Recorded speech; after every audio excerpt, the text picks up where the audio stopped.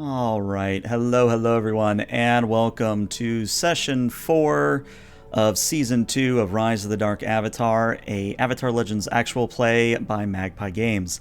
I'm ELH the Game Master, and joining me are 3 lovely role players and individuals. In terms of announcements, the only big announcement that I have is if you missed my stream on April 1st, it wasn't actually an April Fool's joke, but I'll reiterate it again. Basically, I am splitting the channel. All tabletop role-playing stuff will stay on this channel, and all variety streaming stuff will be moved to a different channel. If you want more details on that, either come to Discord or in Twitch chat. There is a !next command that you can put in. But other than that, that's really all I have to say at the top of the session, so let's do introductions and get started. So, Aaron, what you got? Not a whole lot, just to say, hey guys, I'm Aaron. I'm playing Lu Songshi, the Earthbender, member of the Dai Li, Pro-Am Metalbender, and former resident of Ba Sing Se, resident stick in the mud, though, of this current group. Very happy to be here. Tuesday nights, though, I am Captain Williams in Star Trek Euthenia. Hi everybody, my name is Darewolf Gaming 88 on Twitter and Twitch. I am playing Shazo Lee, the group's firebender, and I guess a sandwich aficionado, as it were, as well as maker. I also play Commander Sarosa Russ on Tuesday nights. I will be back on Tuesdays starting tomorrow, which is very exciting, and I'm just, as always, pleased as punch to be here. Oh, we're overjoyed to have you with us again, Wolf, both in this game and in Star Trek. Hello, everyone. My name is Matthew. I play the female waterbender Amaruk, who used to play with the Successor playbook, or used the Successor playbook, and has now moved over to the Idealist playbook. And I also play Vizeth on Tuesday evenings, the intelligence officer of the Euthenia. Very nice. All right, Benno, you know the drill. Take it away. Water, air, fire, earth. Mastery of all 4 elements has always been associated with the ability to bring balance to the world. But Avatar Aang has passed away, and the new Avatar has yet to be found. In this transitional era of rapid progress and technological wonder, the world must come to rely on a new force to maintain the balance between humanity and spirits, between light and dark, yin and yang. Rava's followers would tell you that this new dark avatar should be locked away without question. Yet as a certain wise man will tell you, light and dark cannot exist without one another. There is light in the darkness, and darkness in light. Can the dark avatar truly keep the balance? Only time will tell.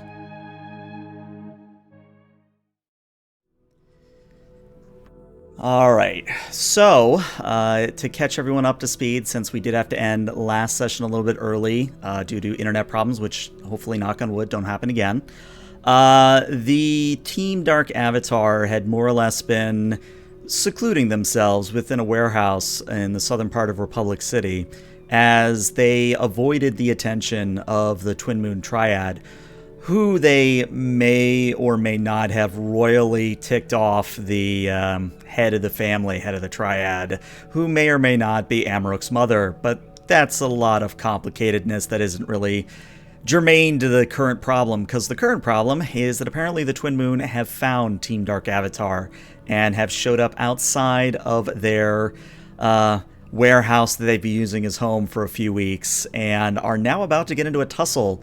Or what was the word you used, Matthew? I've already forgotten the word you used. Slobberknocker? Slobberknocker, there you go. A slobberknocker is about to break out. And I think where we literally left off was we were just about to go into the exchange system. So to give everybody a chance, the warehouse doors are open. There is about a space of about half a soccer field between the warehouse and where the pier ends, and beyond that is the ocean. The space is more or less filled with about 5 different sodomobiles and about 30 or so goons from the Twin Moon Triad. Last I remember, Dark Avatar Ying was trying to draw them away, and I think Shazot, you came flying out and announcing. Oh, Team Dark Avatar! Yeah, exactly. And I think that is literally where we left off. So let's go to Lu Songshi and Amruk to see what you two do, and then we'll go into exchange proper. So I think Lu at this, because I'm confident that I had them fooled. They were going to go away. And so I'm actually going to choose evade and observe so that I can go last, because this is before the exchange starts. So if you want to do something before the exchange starts. Oh, I thought we were just sort of jumping right into it. No, I don't have anything to do. Let's get into it. All right, Amruk, anything you want to do? As I understood it, the scene was basically that we were holed up inside this apartment or warehouse complex, and Shoutout leapt out into combat. So Amaruk and the children, or the early teens, are still concealed, if I understand correctly. That would be correct, yes. Then what Amaruk would like to try to do is quickly reorganize her clothing to make it to sort of disguise her identity, and possibly use that walk this way ability to disguise herself as a member of the Twin Moon. Okay, yeah. Go ahead and roll. Let's see how well you do. So I think that's creativity, right? I believe so, yes. Yeah. All right, well, you get a full hit, which means that you're pretty dang convincing, and I would say that even if you wanted to mess with the Zap Weasel's clothing as well, you could pass them off as members of the Twin Moon. Then, approaching them, she would make clear her intentions to help sneak them out and make off as Shoutout is distracting the guards, and appropriately disguise them. Okay. So now we're going to enter into the exchange, and Amruk, you're basically going to get a turn in between each exchange. You can enter into the exchange when you feel is appropriate, or rather as we feel appropriate with the fiction. But for the moment, the only 3 actors on Team Dark Avatar that are in this exchange are Lu Songshi, Shazot, and Ying. So Aaron, I believe you wanted to do evade and observe, or you changed your mind? I've got a better idea. I'm going to do defend and maneuver. Defend and maneuver. Okay. Wolf, which of the 3 approaches are you going to go with? Advance and attack, baby. Advance and attack. All right. Well, the NPCs, interestingly enough, the big group is all going to do evade and observe. So that's interesting. But yeah, Lu Songshi, you're up first with defend and maneuver, so please roll with focus. All right. And you do have a +1 from chat if you want it. You know what? Yeah, let's do that. Boo! Yeah, unfortunately, you rolled a miss. I'll spend a fatigue and use 1. Yep. So that's going to be seize a position. And basically, what I'm going to do is disguise my actions, because like Amruk, Lu is also dressed as a Twin Moons assassin. And he will look at Chazo, point at him, and directing the other thugs, say, "Get him! The Dark Avatar is mine!" And he'll sort of rush forward, sort of mock attacking Ying, and just go. Wait, am I supposed to buy into this? Am I supposed to actually hit you? Yes. Go. No, don't hit. Go. Just go. Run. Be whatever. We need to get out of here. That's about all you're able to communicate before we now go to Shazot with advance and attack, so roll with passion, please. I am looking to pressure everybody. If I well, can again, do this, remember, but let's see how many moves you do get before do I we have a bonus determine. from chat? No, all used it. from +1. Yeah, all the +1s from chat. Didn't But you need don't it. need it. You get a full hit, so you can actually pick 2 from advance and attack. Although, real quick though, because this is very important for you, so you actually have a move, or not a move, a training specifically called Lightning Blast that is under advance and attack. Now, the way that works is because you're currently at the learned level. But if you mark a fatigue, you can use that technique and bump it to practiced. We're But gonna do it. But We're that's gonna do the it. only move you get to do. Just to We're let you know, going that's all the in. only move. He's All like, right. go to Dark Avatar, and you see him like doing the rubbing thing, and there's no lightning, and you see him start to fall and look more and more worried, and he's like, shit, crap, crap, crap, crap, crap, and then it's blam, and then it's just as he strikes the ground hard. I'll even take a condition if I need to or something. No, Just, no, it's appropriate to the fiction. So the way Lightning Blast works is you get to mark up to 3 fatigue, and for each fatigue you mark, your target will take 2 fatigue.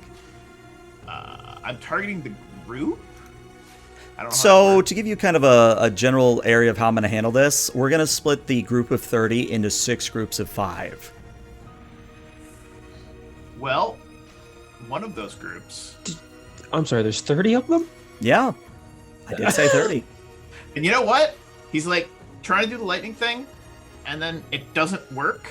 So he's just gonna do pressure instead. So he's like lightning, lightning, lightning. It's not working.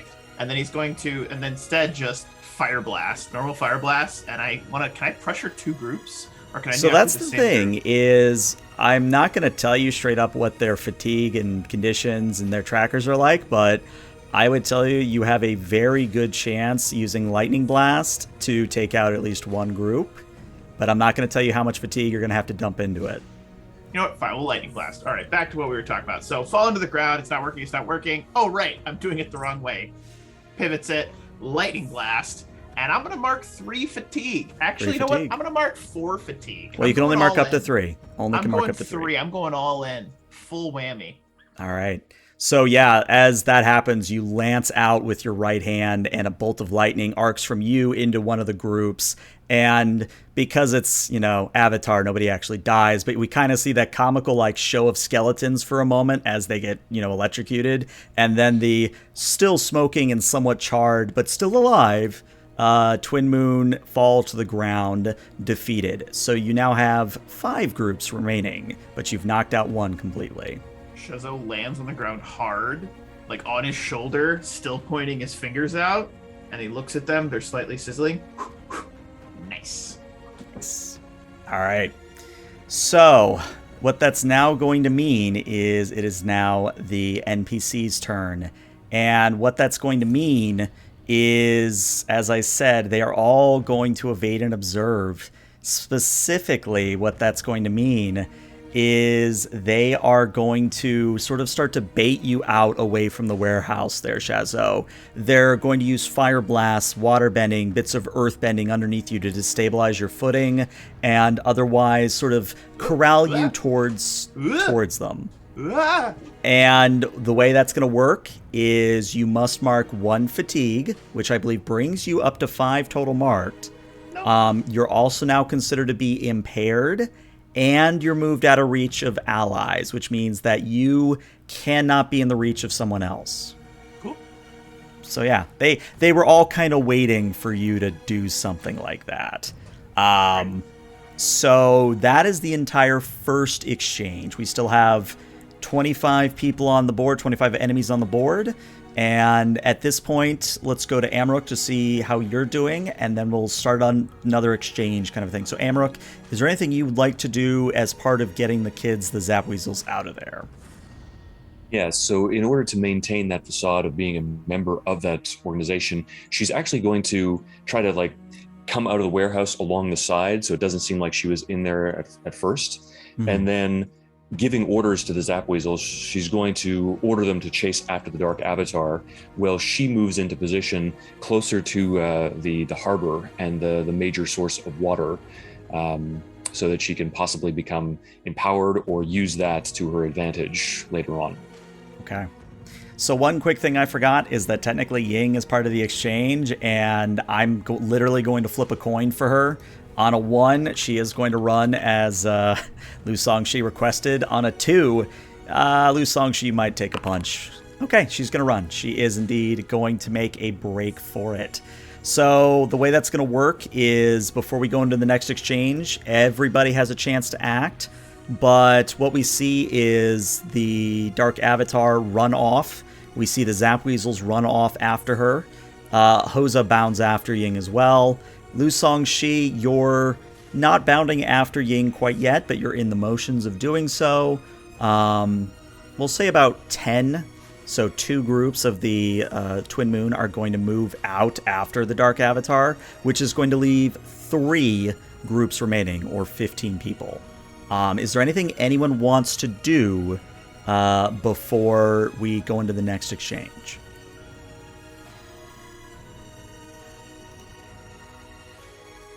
Nothing? Okay. Then we will move into the next exchange. So again, choose your approaches, and we'll fight appropriately.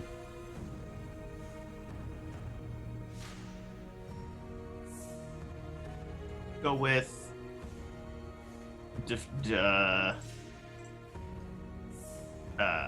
know what? I'm gonna go with advance and attack. I'm all in. Okay, another advance and attack. Amarok, Lu Songshi. I think I'm also going to go with advance and attack. So you said the 2 of the groups have split off and are moving to pursue The Dark Ying. Avatar, yep. Yep. So yeah, I'm going to engage with them. Okay. If I can. With the 10 running after. All right, so you're engaged with 2 groups. Noted. And I'm going to go for defend and maneuver. Okay. All right, well, that means Amarok, you get to go first here, so please roll with focus.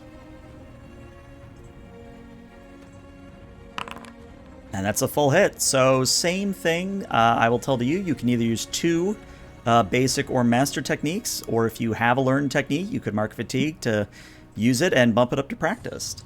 Yeah, I actually think I am going to use the learned technique. So maneuvering into position, feigning as if she is going to attack. Now that Xiaozhou has been drawn out into the open, she is then going to pull up some of the water from the nearby harbor and actually start whipping it out at him as if she is going to strike him.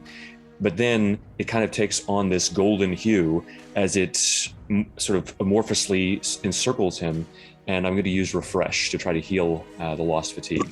I love it. So that will immediately clear 3 fatigue on Xiaozhou. So Xiaozhou, you're now at 2 fatigue if I have my numbers correct. And technically it also... Oh, wait a second here. All right, I'm reading Refresh. There might be... Hold on. Okay, so here's what's going to happen for that to work. He has to evade. Yeah. So so again, it's the first time we're using this, so let's do it fairly. So Wolf, if you want Xiaozhou to evade and observe instead, you can be healed, but otherwise we're going to have to walk back the Refresh. Yeah, absolutely. I can evade and observe. Sure. Okay. All right, so that's what we'll do then. Then yes, you get to clear 3 fatigue, and you get to clear a status. So you could get rid of your impaired if you so wished. Yeah, we're gonna get rid of that. Absolutely. All right. Excellent. Well, Amarok, as you heal Xiaozhou from a distance, some of the Twin Moon are like looking between you and the Golden Water and going, "What the hell are you doing?" Wait a second, that's the girl. And some of them are going to start maneuvering towards you.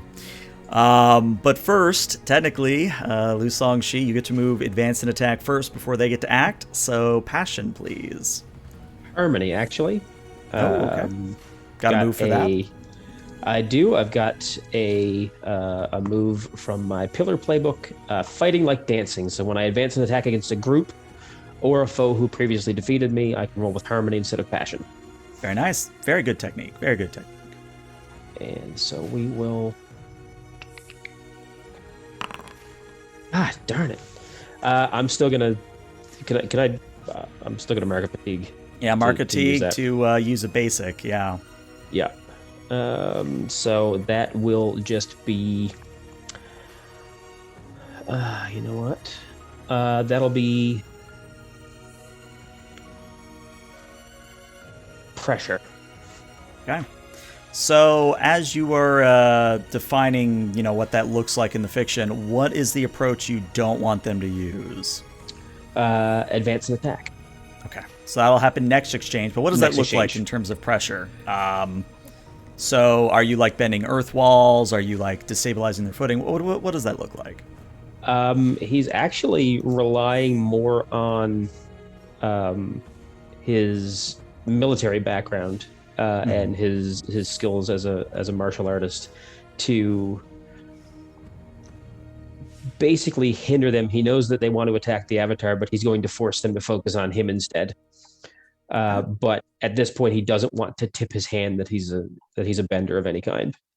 Okay, noted. So yeah, same sort of confusion where the 10 that are chasing after the Dark Avatar, you engage with them and they're like, what the hell are you doing? And they start to turn against you.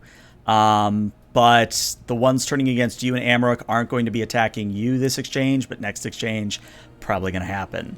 But now it is the 15 back at the warehouse. Right now, the only really target of opportunity is Shazo, unfortunately. So Shazo, if you'd like to imagine... you are slapped with water whips. You are hit with bursts of fire. You're knocked to your feet a few times as earthbending literally trips you up. And what that's going to mean is you are going to mark 2 conditions to weather all these attacks. And you get to choose which 2 conditions.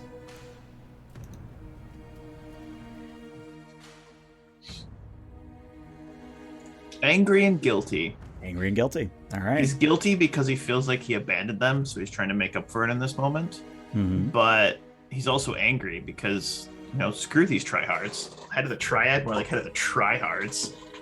You should say that in character. Like, you literally should say that in character. Oh, I was holding that. It's going to happen. Okay. All right. Well, we now come to evade and observe. So the good news is, Shazo, you get to clear fatigue. And then you have the option of rolling with either creativity or harmony. This poultry attack? This is what the head of the tryhard sends? You've met your match. Ah! And I'm going to roll with harmony. Or creativity, excuse me, because I'm pretty good at that. We'll see what happens. I'm going to use that +1 from chat. Yeah, you do have the +1 chat. from chat. Mm-hmm.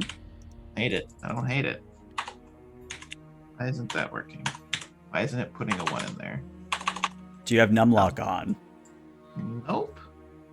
I mean, wow, this is being really weird. Oh, there you go. Ski, full hit ski. So you can use 2 here.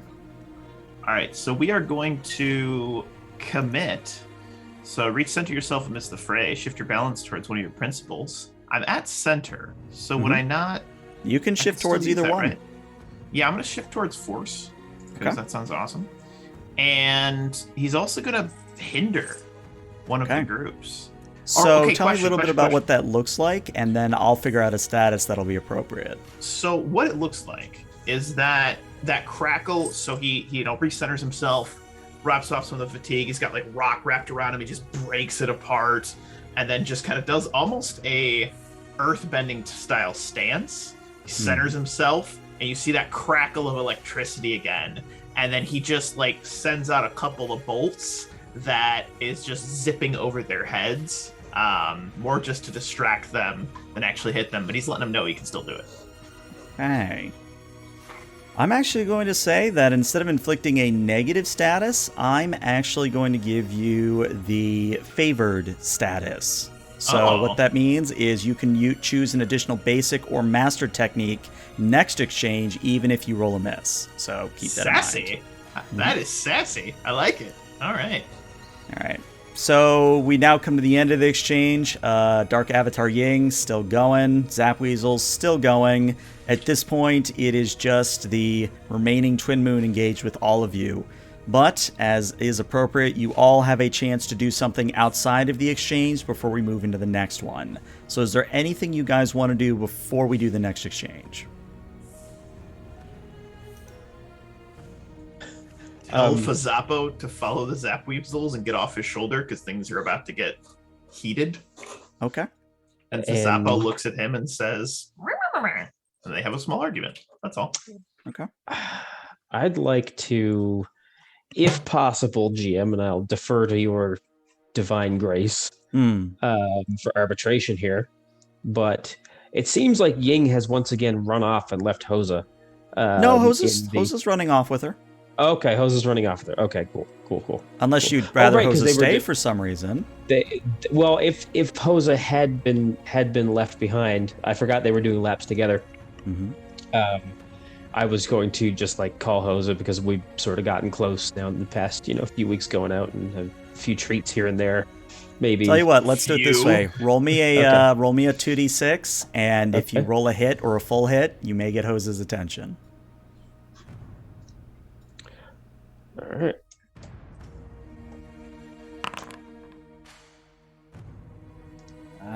Hasn't I heard the noise, but it hasn't come across my screen yet. There it is, a 6. So no, unfortunately, that is a miss. So you are not able to get Hose's attention. Well, that's par for the course for me tonight, it seems. Yeah. All right. What Amarok would like to do as she's sort of staring down that group of individuals that is approaching her is I'd like to try to use Trick. Okay. And she's going to yell out at that group, grinning wildly and almost laughing at them in that sort of gregarious and over-the-top fashion. I can't believe you fell for the Black Blossom's trick. I can't believe that you actually just ran right into the trap. And in essence, I'm trying to trick them into believing that there is a further contingent of forces that is going to come down upon them. That's going to come out. Yeah. I like it. So let's give me with creativity, please. Okay. And that is a full hit, so I'm guessing you're going to take the foolishly and overcommit, just a hunch. Though I guess this is technically combat, so you could get a +1. I guess the +1 for it is, here's a use case for it. Yeah, so I think I will take that +1 and act foolishly. Okay. So I can choose 2, right? With a 12. Yeah, you can choose 2 with a full hit. So what's going to happen then is, remember you've got the +1 for it against these Twin Moon goons, but the ones engaging you, we'll say 5 of them that are engaging you, are going to kind of look at each other and go, oh man, is there really another? We weren't supposed to fight the Black Blossoms. Not here. No, that's supposed to come later tonight. And the other one says, shut up! And kind of slaps him upside the head. But that's your additional opportunity, what I just gave you. But yeah, Okay. with that, I think we're going to move into a new exchange. So once again, gentlemen, if you can pick your approach. Advance and attack. Advance and attack. All right. Advance and attack. Advance and attack. All right. Advance and attack. Okay, thought as much. All right, well, the good news is that all of you get to go before the NPCs do, but I am going to tell you that they all went invade and observe this time, so that might be a problem. But let's just see what happens. So let's just go in order. Lu Songshi, let's have you go first, and that is going. Yep, that is going to be with focus, or sorry, with passion. With harmony. Oh, that's right, because it is a group. I'll learn it eventually. It's fine. You know what? I'm gonna go ahead and I'm gonna use that +1 probably to nobody's benefit. Hey, there's a There hit. you go. So now I don't have to spend fatigue at least to use the technique. Yeah. I am going to use. Oh gosh.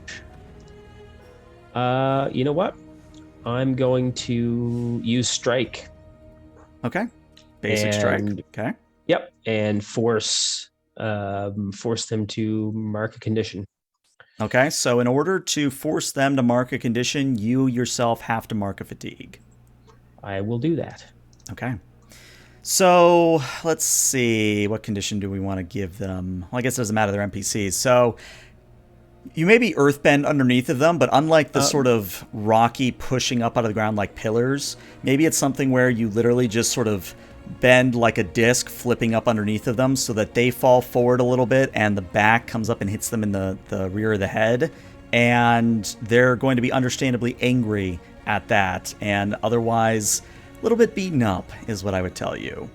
And I think at that, he'll sort of use that forward momentum to sort of just, in that cartoonish kind of way, shoot up out of his disguise, and suddenly there he is, just wearing his normal clothes, not trying to hide anymore. And I think some of the Twin Moon shout, I knew he wasn't on our side. What the hell were we thinking? We weren't thinking. That's the point. So that's what happens with you. All right, Shazo, it's your go next. If you would care to roll with passion, please. All right, that's a full hit. So you can either use 2 basic or you can use Lightning Blast again. But that's a full hit? Yeah, that's a full hit. I see a 12, unless I'm misreading. I see a 9. Oh, 9. okay. All right, hold on. Ah, there it is. Okay, sorry about that. Yeah, so that is a 9, so you can use 1 basic or 1 mastered. Oh no, I can use 2 of them because That's I am right, favored. because of favored. Mhm. So here's what's gonna happen. We are gonna pressure Okay. 2 of the groups. Can I use pressure on 2 different groups?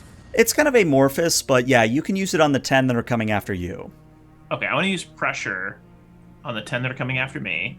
Okay. And I want to make it to where I want you to imagine fire tornadoes. Fire tornadoes. That I whip around in front of me, like spinning, like these, like just tornadoes of fire at them, like surrounding them so they can't advance an attack on me. And then I would also like to, with my second one, I would like to strike at the group as well. Okay. So do you want to mark fatigue to force them to mark a condition or 2 fatigue, or you want them to choose? Oh yeah, I want them to mark 2 fatigue. All right, so then you mark fatigue yourself.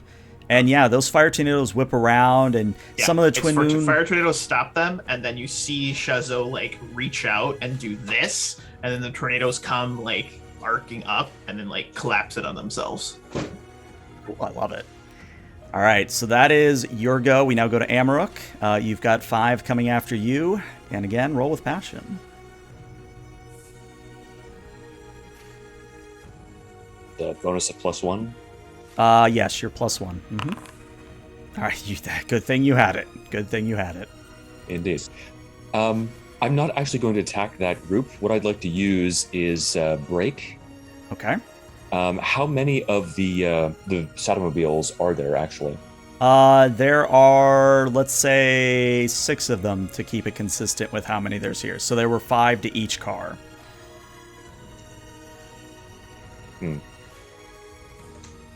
I guess the question is, how many Sotomobiles are you trying to break, I think is the question. Yeah, I probably wouldn't be able to get a sufficient number. So, yeah, I'm just going to strike then at the group that's approaching me. That includes the individual who I suppose was a bit of a loudmouth and disclosed the potential assault against the Black Blossoms. Yeah, that includes. Yep. Okay, then she's just going to basically conjure forth some of the water with large sweeping motions and attempt to create this almost small tidal wave that breaches up, spraying salt water across the field and sweep away that group that's approaching her as they're charging towards her. Okay, so do you want to mark the 1 fatigue, or do you want them to choose? Yeah, I will mark a fatigue. Okay, so do you want 2 fatigue or a condition on them? 2 fatigue. 2 fatigue. All right. So as the tidal wave washes over them, they lose their footing and get swept away against the warehouse behind you as you kind of sweep the water to your left and they slam against that wall. But now, as it is the NPC's turn, each of you 3 is going to be, again, baited out and drawn into a feint.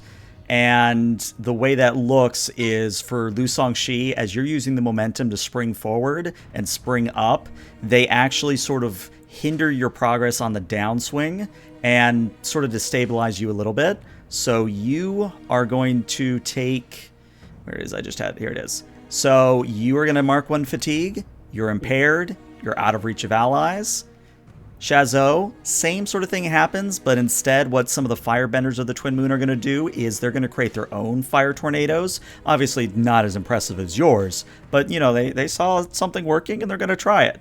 You know what? Can we small change? Can they be as impressive? And Shazo's like, whoa. Yeah, if you wanted to roll that way, we certainly could do that. So you're going to mark a fatigue at yourself, Shazo, and you're also impaired and moved out of reach. Amaruk, what that's going to look is the waterbenders in that tidal wave as they sweep against the wall. Some of them are going to bend the wave and fling it at the back of your head, and you're knocked off balance. Same thing, fatigue and impaired. And at this point, the Zap Weasels and the Dark Avatar are more or less out of combat, but if you want them to come back, they can come back the 2 exchanges from now, if that makes sense. But yeah. We are now in between exchanges again. is there anything you guys would like to do before we move into the next one?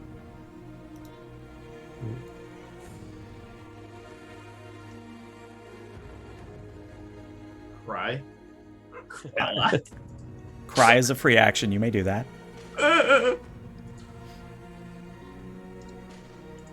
No, I Nothing? think. No, I think I'm. No.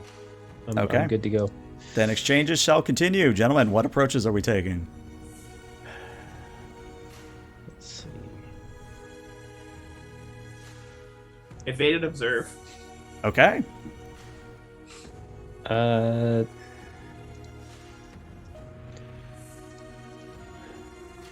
Let's see.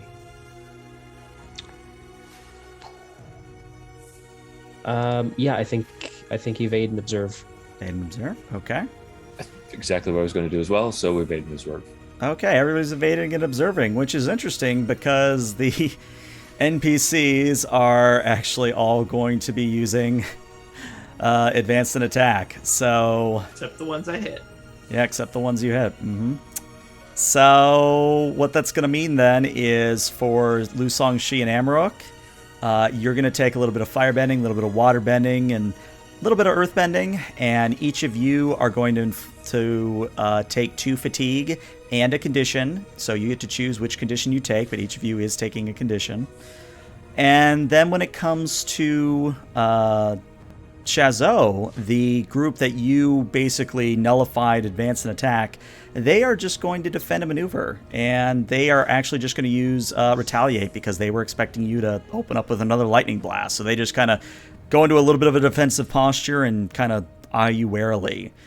But with that, we now come to evade and observe. All of you clear 1 fatigue, and let's just go in order again. So Lusong Shi, go ahead and roll as appropriate. Here we go.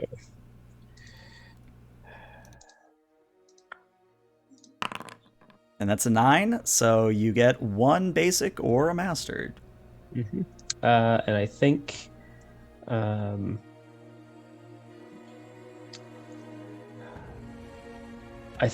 I am going to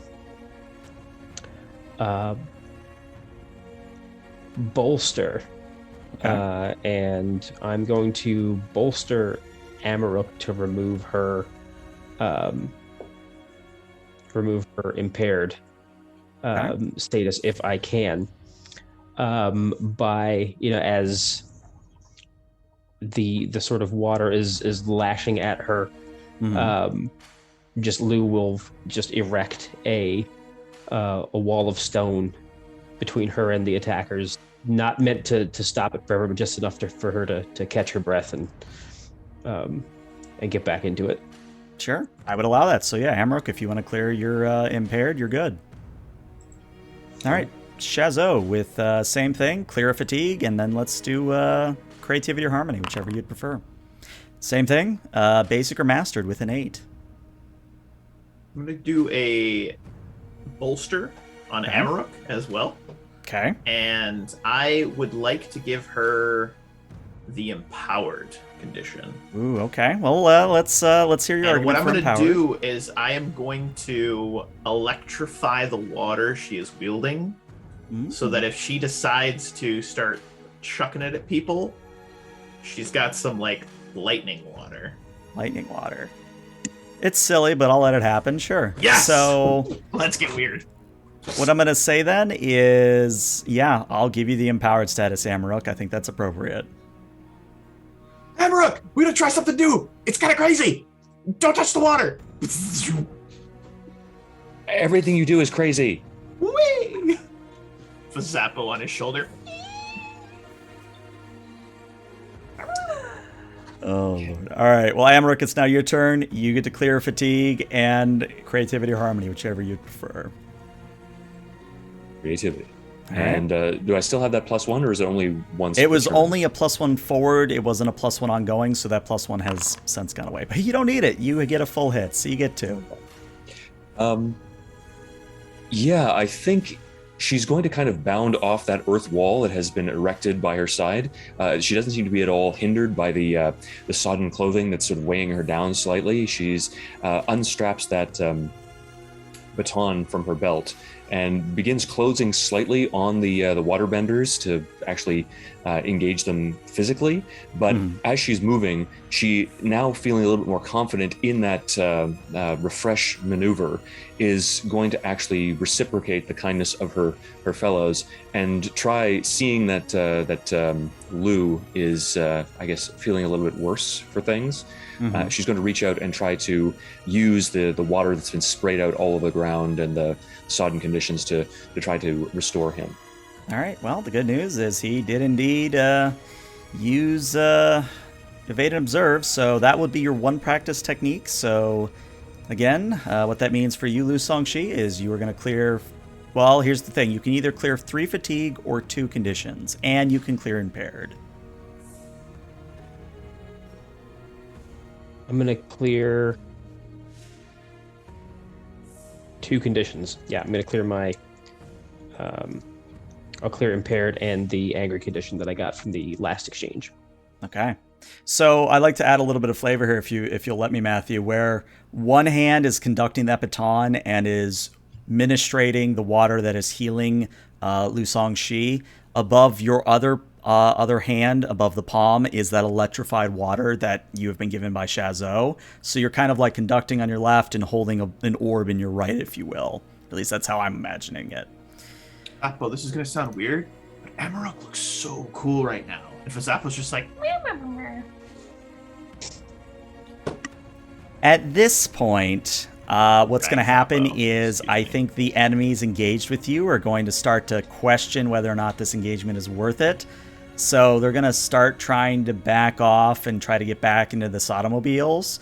My question is, do you let them go or do you continue to pursue them?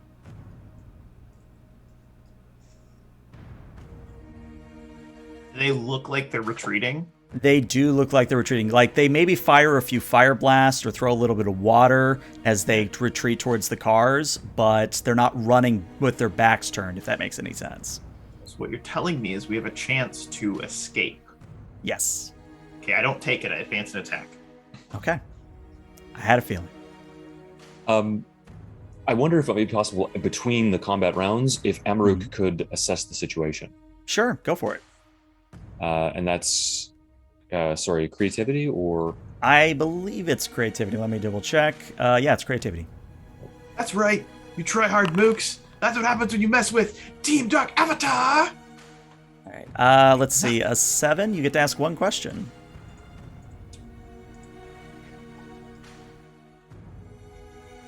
I guess, what should I be on the lookout for?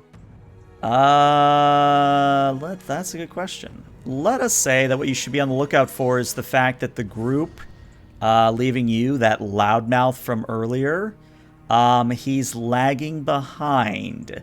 Meaning that maybe if you're able to grab him before he gets into a Sodomobile, maybe you can, use a little punchy to get him to say more. Then I guess Amaruk, using the staff in her hand, she's going to make the sweeping gesture towards that fleeing member of the Twin Moon and yell out to Shoutout, "Him! We need him!" Okay. And then Lu Songshi, is there anything you'd like to do before we enter into the next exchange? No. No? All right. We enter into the next exchange then, and we already know we're doing advance and attack for Shoutout. What is Amaruk and Lu Songshi doing? Defend and maneuver. Defend and maneuver. All right. Advance and attack. Advance and attack. All right. Well, Lu Songshi, defend and maneuver. You get to go first. Let's see that roll. Okay. All right. Big money, no whammies. There you go. There's a hit for you. Yeah, I am going to... I'm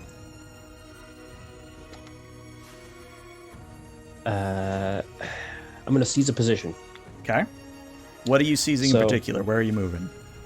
I want to move to cut off the escape of the guy that Amarok just yelled to stop him. Okay. All right. So, yeah, I'm going to say that you disengage from the current group of 10 that are going after you and are now going to engage with Mr. Loudmouth. Yeah, absolutely. All right. Just sort of. So we now go to advance and attack, unless you had something else. No. Okay. All right. Well, Shazo, advanced attack. Let's see that passion roll. Oh, it's a miss. So you can mark one fatigue and use a basic if you so wish. Can I assist him by marking a fatigue of my own?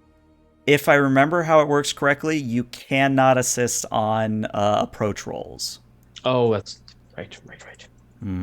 But nice try. Momentum and reroll my dice. No, wrong game. But I will spend a fatigue and get one basic, and I am going to. Yeah, I'm gonna smash. Okay. So I'm gonna mark another fatigue, bringing me to 5. But what's gonna happen is the car that guy is going to get into. Here's what we're gonna do. He's gonna like flame jet. It slams the door shut, whips around him, incinerating his pants. He gets embarrassed and drops to the ground to cover his squishy bits. And Shazo is like, got him, and then passes out. Well, you're not passed out. That's the thing. Is you can take 5 fatigue, and you're not actually taken out until you feel all your conditions and your fatigue. Perfect. Then I just look exhausted, but I'm like, got him! And Drag Zappo's like, "Meh." There you go. All right, Amaruk, what you got? Let's see. All right, that's 1. You get to use a basic or a mastered. Yeah. Then, seeing that her allies have already sort of interposed themselves between him and the vehicle, and then adequately dealt with him, Emmerich is going to turn to that group of individuals who are still assaulting or performing some kind of fighting retreat against Lou, and she'll just lash out with her staff, sort of closing distance with them and striking out at them with a series of well-targeted blows. Okay. And I'm not going to mark a fatigue, so it's either their choice. Okay. All right, I think I know what. All right, they're going to mark something, and that's going to make them look a little bit haggard around the edges. But yeah, they're all going to be evading and observing, and they are going to be basically bolstering each other so that they can next exchange get the hell out of Dodge. But yeah. We are now between exchanges again. At this point, 15 of the 25 that have been left with you all are getting into the cars. One of the groups is dealing with the broken Sotomobile, so they're going to start running just down the pier. And then the group that includes Mr. Loudmouth are trying to pick Mr. Loudmouth up, but they are suitably distracted, if you will.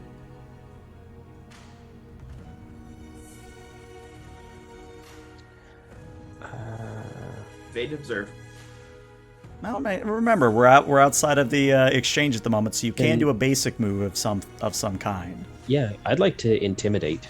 Okay. The people who are not yet in Sotomobiles. Okay. So yeah, it's going to be a bit of a passion as you give me your best Batman voice. Where's Rachel? Where's the dark avatar? Where is she? So they get to choose one, but I am gonna I'm gonna attempt to hide just how tired and beaten up I am. Okay. And Lou will just sort of rise and look at them and say,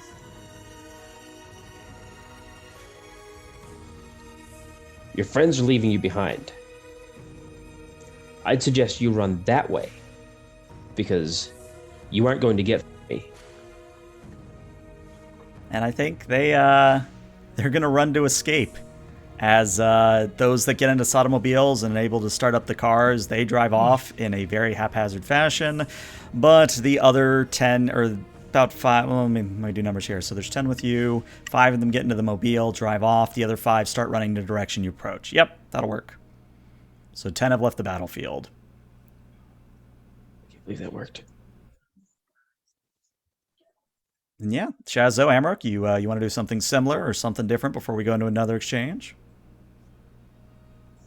I would like to try and trick them. Okay. And what I'm going to do is he's just all about the firebending today. He's gonna like whip up this just intimidating, like he almost turns himself into where he looks like he might be like a fire elemental. And he's like, I'm fire made manifest. Okay. And really what's happening is he's giving every last bit of extra that he has, and it's gonna completely tap him. But he's just trying to like scare him off. It might be more of an intimidate, actually. Yeah, I was gonna say, I think intimidate probably fits that a little bit better. Yeah, I'd say let's do an intimidate. So yep, that's a passion. Let's see what happens. Nope. He goes to do it, and it whips around, and it like singes his ear, and Dragzappo scratches his face. He's like, "Ah, damn it!" And then just nothing happens. Well, I mean, if Amarok can figure out a way to assist that could give you a +1 that you need. Yeah, I don't think that she would have an idea as to how to assist him, considering her focus on other matters. Oh no, Okay. that's good. He tried to look cool and it failed. Yeah. Okay, fair enough. And then, Amarok, before we go into the next exchange, anything you want to do? Yeah, I think that. How many are remaining? There are like 5 people still engaged with us. 5 engaged with you, 10 engaged with Shazot, but the 10 engaged with Shazot, even with that failure on the Intimidate, they are still retreating. The 5 engaged with you, same thing, they're retreating, and look like if you leave them alone, they will just go. Then I think what I'm going to try to do is trick, and she's going to yell out to that group that's still sort of engaged in that little back and forth sort of volley or of bending, that the police are already on their way. If you surrender now, they'll go easy on you. Yeah, that's definitely a trick. Go ahead and let's see that creativity roll. And that's a hit, so you get to pick one. They overcommit. They are deceived for some time. Okay. So what I'm going to say then is the group of 5 that includes Mr. Loudmouth are going to immediately get into the surrender position, which means on their knees, hands behind their head, whole 9 yards. And again, unless you actively would wish to pursue the remaining mooks, they're all going to, at this point, either drive off or run off, aside from the group that Amarok just made capitulate to you guys. And with that, That's right. Don't forget who kicked your butts. Team Dark Avatar, losers. Yeah, got him. Goes for a high five. Anybody? I would, but my wrists really hurt. All right, got myself. Boom. What was that? 10-1? Oh. Yeah. Wow. We were amazing. There's a lot of synergy. We all work together really good. Yeah. I mean, 5. there was that wall, and then the kicking off of it, and then the fire tornadoes. It was all just. And then the epic high five after the battle. And she's just going to actually walk up to him and give him this awkward high five. Yeah, nice. I'm more of a handshake Zappo person. has a little sign that it's like written, and it says "Go Team Dark Avatar." And he's going. does he have a foam finger too, just for giggles? You're absolutely yes. Foam finger and little sign. Team Dark Avatar number 1 on Number the 1. There you go. foam But cowboy yeah, hat. with 5 prisoners and apparently knowledge of a Black Blossom attack or attack on the Black Blossoms later this evening, you have a lot to cover in the next hours. But before we get to that, we're going to take a 5 to 10 minute break. So we'll be back shortly, everybody. Stick around.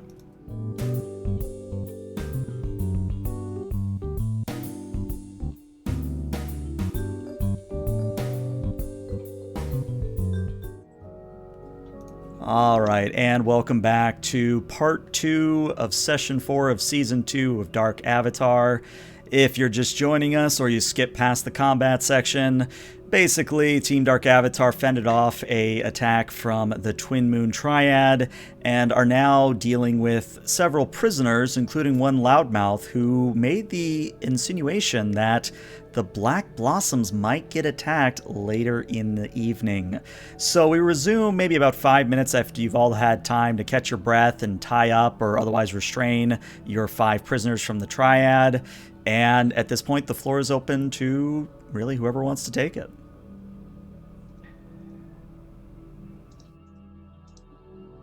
I think Lou would leave that questioning to Amarok, given her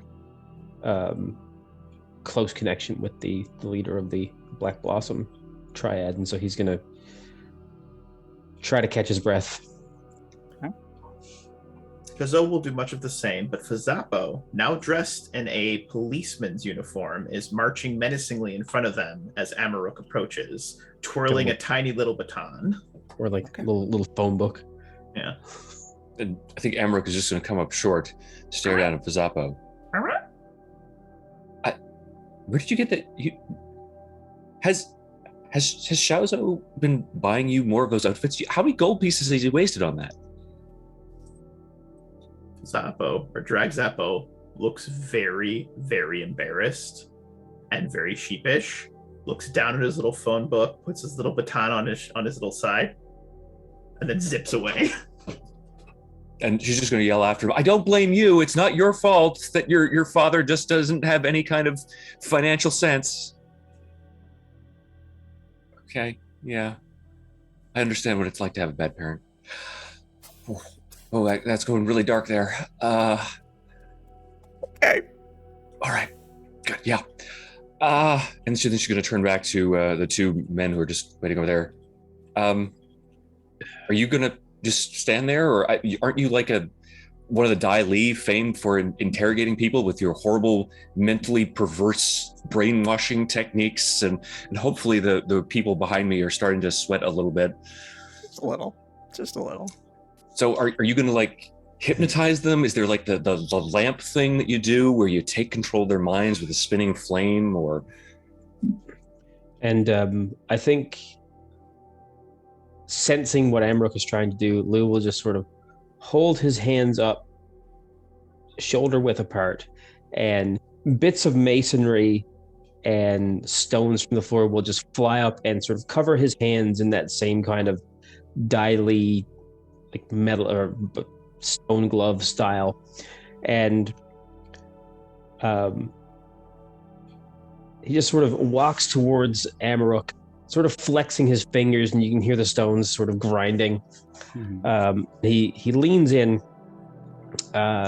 to the other to the prisoners. It's going to seem like he's sort of counseling Amarok on how to conduct a really sinister interrogation. Mm-hmm. But what I want to do is to guide and comfort Amarok. Okay. And so he's just going to lean in and say, you have to do this. You has to be you and you alone. The Black Blossom, Rin, it's meant to be. I thought that Shazo coming out and completely blowing my immaculate impersonation of a Dai Li assassin completely shot the plan to smithereens, but that showed us the Twin Moon have something sinister in mind for people who helped us. We owe it to them to take action, and you in particular. And Amarok's just going to nod and worry her hands together for a moment. So let me roll with Harmony. Yeah, let's see that guide and comfort roll before we go any further. No plus ones from chat, huh? Nah, plus ones from chat have been kind of dry tonight, except for in the beginning. All right. Well, they can either embrace your guidance and comfort, and they can clear a condition or two fatigue, or they're going to shut you down and inflict a condition. Yeah, I will embrace that. And you can see that some of the manic energy that was expressed through her initial appeals to Lou's assistance and the sort of frenetic description of Dai Li torture and brainwashing methods deflates slightly, and I'm going to clear the foolish condition. so that she seems a little bit more stabilized. Okay. You're right. This is my responsibility. And she's just going to reach out and give his bicep a squeeze. Both because, whoa, I'm sorry, bruising, or is it just that I'm that strong? Don't, just, all right, maybe a little of both, but you can do this. You're right. It's my family, and it's my responsibility. And calling back to a previous conversation they had, he's just going to look her dead in the eyes and say, "This is where the river begins to swell and burst its banks." That's a really destructive metaphor, though. I mean, that's flooding and, overwhelming things. Which is really kind of apropos considering what I was saying about the Dark Avatar's purpose. So yeah, that's actually very wise of you. Great going, Lou. That's exactly what I've come to expect from you. You're welcome. And he's going to turn and walk past the prisoners and says, "She's going to ask you some questions. I suggest you answer truthfully. Otherwise, you'll be a guest to the mercies of the Daili." And he'll just sort of walk past them and begin sort of practicing with his stone gauntlets. And I picture he's sort of shooting them out and tearing chunks of wood off of a support beam. Not to the point where the roof would collapse or anything, but just to make a menacing show of it to bolster whatever effort Amarok's going to make. Well, here's the question, though. Shazo is seeing all that. Do you want to chip in?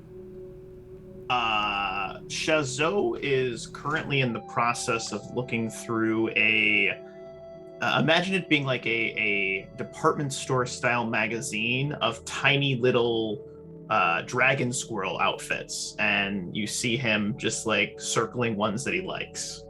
Love it. That's what Shazo's doing. All right. Wanted to make sure. All right. Well, Amarok, seems the floor is yours then. What you got? So Amarok is going to steel herself and sort of set her shoulders back, adopting kind of an air of her mother and that cool, aloof detachment from situations. She's going to then walk over to the assembled people, who I assume now are in various states of trepidation and outright fear after the display put on by Lou. She's going to look over them almost with this callous disregard,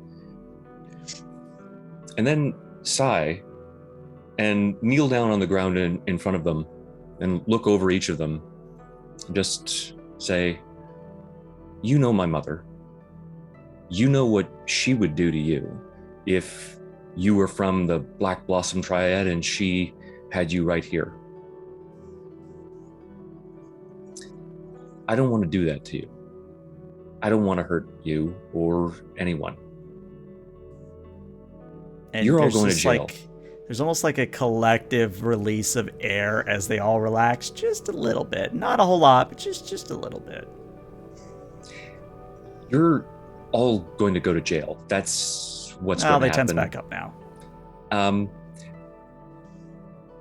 I may not want to hurt you, but I don't know about the two of them.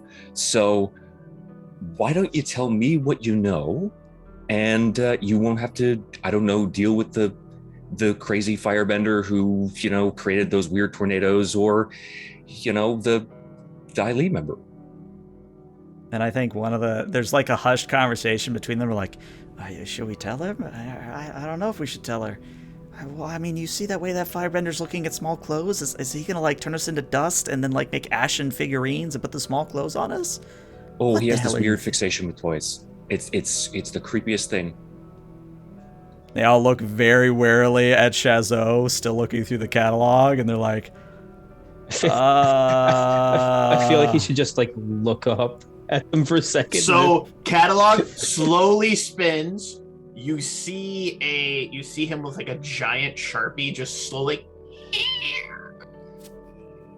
It just glares at them and then slowly brings it back up. Yeah, I really don't want to be turned into an ashen figurine. I Hey, Johnny, you tell them what they want to know. And more for Johnny, my quote collection. unquote. I know, totally original names, but sue me. Johnny, quote unquote, actually is the loudmouth from earlier. And he's going to say, okay, I mean, I remember you're the boss's daughter, Amaruk, so what do you want to know, boss lady? What are your plans for the Black Blossom? I mean, Obviously, your plan is to destroy them and appropriate their various different holdings. But I mean, more specifically and germane to this evening. Well, tonight we're going to run a blitzkrieg on their holdings and try and take over their headquarters. Elaborate on stratagems and tactics and your approach. That's a rather broad description. You know those blimps that the Republic City Police use? Yes. We maybe have about 2 of them that we're going to insert from the roof and through windows and completely catch them off guard. Where are the blimps being stored? And they all look at Johnny, and Johnny looks back at them, and he hesitates and says, I don't really know, if I'm being honest. I know that we're supposed to go to a certain district to be picked up by the balloons, but I don't know where they're being kept now. I think I'd like to interject in character if I could. Sure. And just sort of call across the room and say, Mhm. Shazot, did you hear that? They have airships. You see Shazo slowly fold his Dragon Squirrel Cat Weekly magazine up and tuck it into his little like robe, and then slowly pull out another magazine that says Air Blimp Weekly, and he goes, "I did not, but I'm in the market for one or two."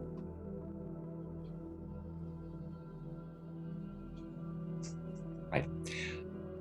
And Emmerich, just looking back and forth between the two of them for a moment, is going to sigh and shake her head. Yeah, okay. We'll try to pick out a red one for you. I hear they go faster. And then she's going to turn to the group. Okay, so yeah, I really appreciate you being so cooperative. I'm sure we'll put in a good word for you when you get to the police. You know, limited time.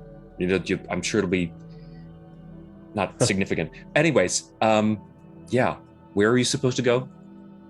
And they give you a location in Republic City, but it is on the opposite side of the city. So you guys are in the southern part of Republic City. They're telling you to go somewhere in the northern part of the city, which, if I have my locations and directions correctly, it is northwest of where Rin's Black Blossom's headquarters are located. And was there some kind of special code phrase or something that you were supposed to give to whoever you meet there? Just had to wear twin moon colors. And could I assess the situation in some way to see if they are deceiving me or if any of the information they've presented has been falsified? Maybe, but what do you got, Wolf? As that is happening, Shazo has slid up next to them, appearing out of nowhere, as he often does, with a measuring tape, and is measuring them and then comparing them to his friends to see if their outfits will fit them so they can use them to sneak in. Oh, good thought. Okay, here's the thing. Like, I understand what you're going for, Matthew. Like, you want to see if they're being truthful, but as much as I only remember about 50% of the playbook videos that I did, which might seem odd, but that's just the way my brain works, I recall that there was a very specific move in one of the playbooks that was like, you need to look and see if they're being truthful. I want to say... Suspicious Minds or something like that, which is the... Yeah, that was the Guardian. The Guardian. That was the Guardians, yeah. Fair enough. It's entirely fair. I would say, though, because I don't want to completely shut your idea down, I would probably tell you that if you give me... Let's have you do a creativity here. And if it's a full hit, I will give you the honest answer. If it is a 7 to 9, a regular hit, I will give you a vague answer. How does that sound? It sounds incredibly generous. Thank you. On a miss, All I'm going to tell you is they're hard to read. It is your entire call in. Well, okay, hold on. Kakura just did give you a +1 if you want to use it. No, you know what? I'm comfortable with that. Okay. All right. So we'll keep On that a narrative +1 for level. later then. So yeah, in that instance then, yeah, you have to make the calling character. I mean, they're not showing any obvious signs of not telling the truth, but they're also not like saying anything too outlandish. So yeah, entirely your call. As Shoutout is measuring one of the taller ones, he will lean in and whisper into this person's ear, "If you lie to us, I'll add you to my collection." And he immediately like shoots straight up right, almost getting up to his feet, but he's tied, so he slams back down on his butt, and he goes, "I keep him away, keep this madman away from me." As he stands up, that gives me time to measure his pant legs, so I do that real quick, and then I go, "This one's will fit you, Amrook." You sure he's a little tall? I thought you were just measuring him for the little clothing you were going to make for the doll. But it's a scale, right? You 1/12 scale. Calm down. Did you not see all my magazines? It's okay. Well, I think we're being a little premature. Shoutout doesn't get them until I've finished with them.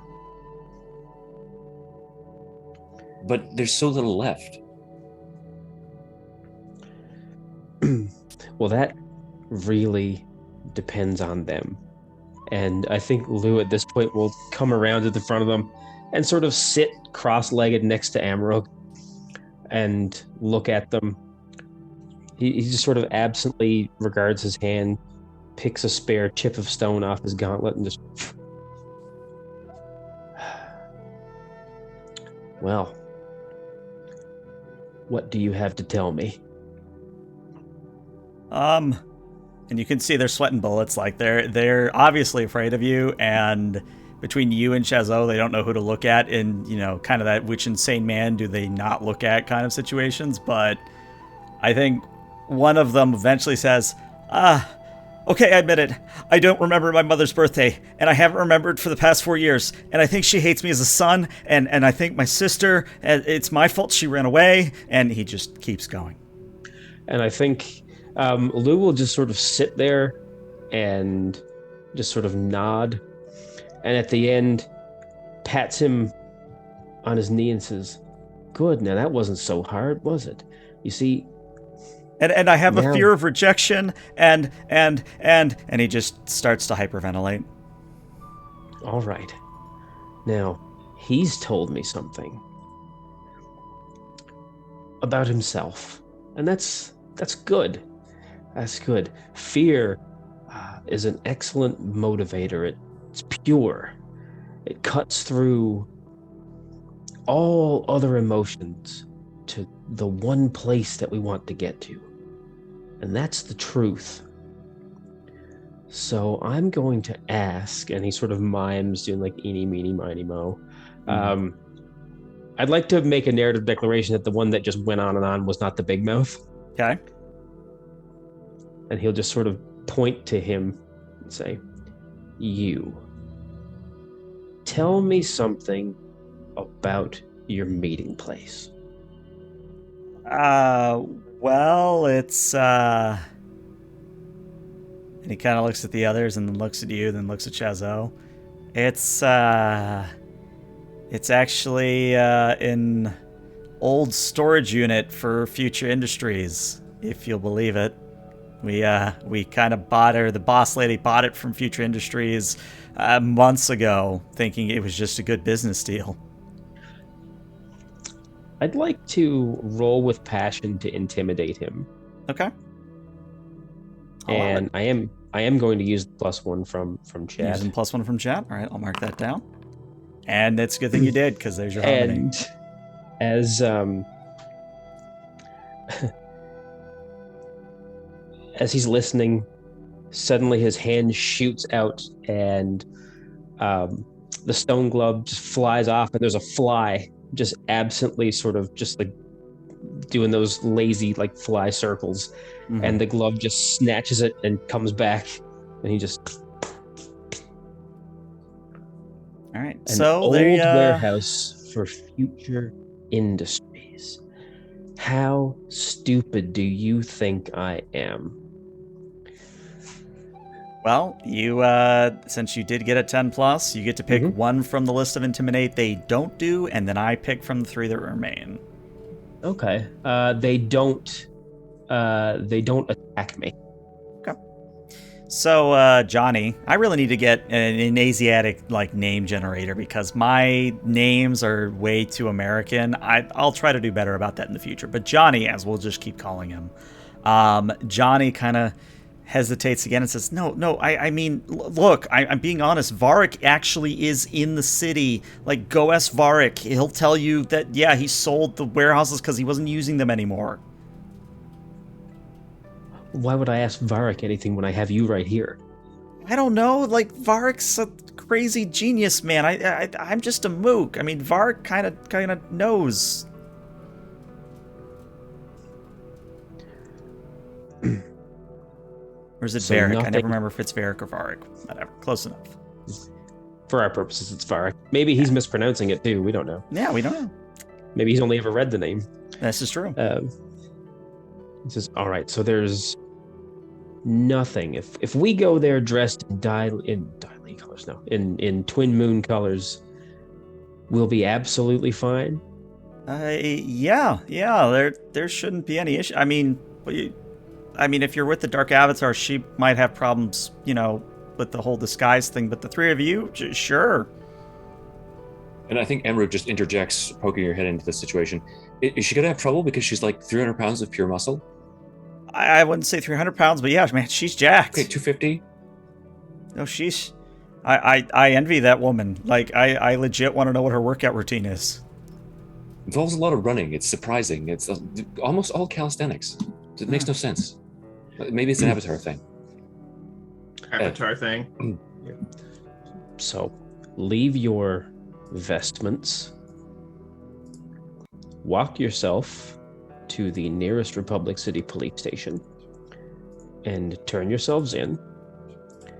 If I ever see you again, the next conversation you have will be with my friend here, and he'll gesture to Shazo. And Shazo has torn off a small piece of one of their pieces of clothing with a pair of comically large scissors. He's cut it off, and you see him burning the edges like a crazy person and giggling to himself like a schoolgirl. All right. Well, that's sufficient enough that, as requested, they leave their clothing behind and still in their loincloths, underwear, whatever you want to call it. They go sprinting off into the distance, leaving you 3 alone for the time being. If I could, yes. As he is departing, Emmerich is going to stop the gentleman who started blubbering about his mother and his sister hating him and the like, and almost just grab him for a moment by the arm as he's leaving. He seems probably shocked and terrified, and she's just going to look up at him, and I'm actually going to try to guide and comfort the NPC if that's a possibility. I'll let it happen, sure. Look, she's looking up at this much likely taller man. Your mother doesn't hate you. I mean, when you love a family member, it doesn't matter what they've done, there's always going to be a part of you that misses them. And even if she's disappointed in how your life has turned out, you can still make it up to her. It's not over for you. Don't give up. Do the right thing. Make your mother proud. All right. Roll with harmony, I believe, and we'll see what happens. It's going to fail spectacularly. Okay. Yeah, that's it. Well, I mean, I am going to take that +1 from chat. If that's still floating around out there. I tell you what, I think I used that one. You use yeah, that? Okay. I mean, if Shazo or Lusong she wants to assist you, you can also bump it up. It wouldn't make any thematic sense for me to assist in this moment. That's All fine. Right. Okay, so with a 9, I mean, a 9 is still technically a hit, so I think he's going to kind of look you up and down, and he's going to say, all right, I'll go talk to my family, and I'll do better. And he starts walking away, stops, and says, "Hey, I don't know if you're what was it, Team Dark Avatar? I don't know if you're recruiting, but maybe one day I can join you or something. Or I don't know. Kind of out of work now. But Drag Zappo can show up, and I can use him to assist. And Drag Zappo shows up with a tiny little like Hallmark card that says, "You've got this, champ." And whatever, is he like a waterbender, earthbender? He is dressed in Twin Moon colors, so he looks more like a waterbender, but since you did fight him, let's say he's also a waterbender for sake of argument. So he's a waterbender. It's a little waterbender on there, like learning one of the initial like waterbending moves. You see them like struggling, and as he opens it up, it's like, you can do it, just keep trying. And then Fazappo hands it to him. And that can be my way to assist. Okay, there you go. That'll give you the plus, that'll give you 10 total. And I think, with the 10 plus, I'm going to actually give this guy names. Give me a moment to generate up an appropriate name, because he might be a recurring NPC. All right, here's his name. His name will be Naros, and he'll say, all right, my name's Naros, and I guess if I'm not in jail, I'll follow your exploits and extol your virtues and justice, and I don't know, You just focus on being the best person you can be. Never mind us. Okay, I can do that. Yeah. She gives him a thumbs up. And then he smiles, and then he remembers he's supposed to be running away and runs for it. Drag Zappo will hop up onto Amarok's shoulder and do like one of the little at the end of the movie waves at him. Yeah, then Amarok just sort of staring after him for a moment, then turns back to the group, nodding. I think we did some good here tonight. Anyone can change. It's incumbent upon us to unlock the protean potential inside all of us to be able to embrace our better natures.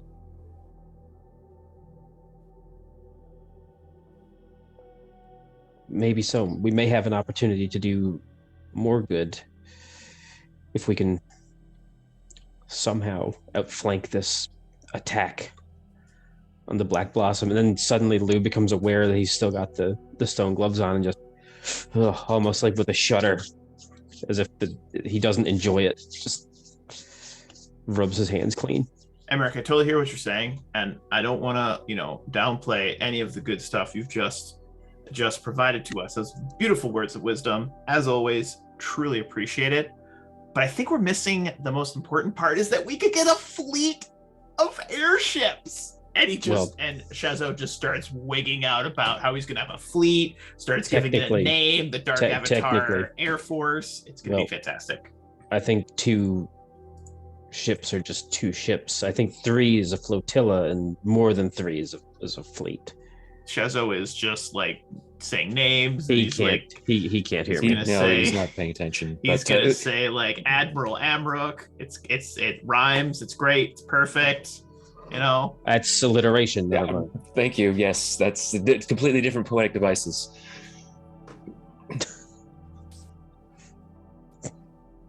Right. So, are we gonna go steal some airships? I've got a few square inches that aren't bruised, so yes, let's do it. Alternatively, we could just follow our own advice, she says, sort of looking up and down the other 2 fellows, and then looking at her own still somewhat soggy or moist clothing after the battle. Or we could just go to the police and tell them about this and let them handle it. Go Team Dark Avatar! Out the window, heading towards the airships. I think that's a fairly emphatic endorsement towards doing it ourselves, but also he does have a point. Your mother may have connections on the Republic City Police Force. She has to be in the position that she's in. It's, in all likelihood, they're the ones that supplied her with the airships in the first place, tacitly or otherwise.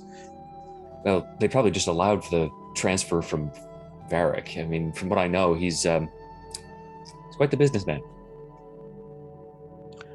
Well, we should probably go after him before he gets into trouble. You don't think he's already in trouble? With that, well, we're all in trouble. Team Dark Avatar! But and Lou will sort of bend down and like start gathering up the clothes, and let's go. We'll see what we can do with these on the way.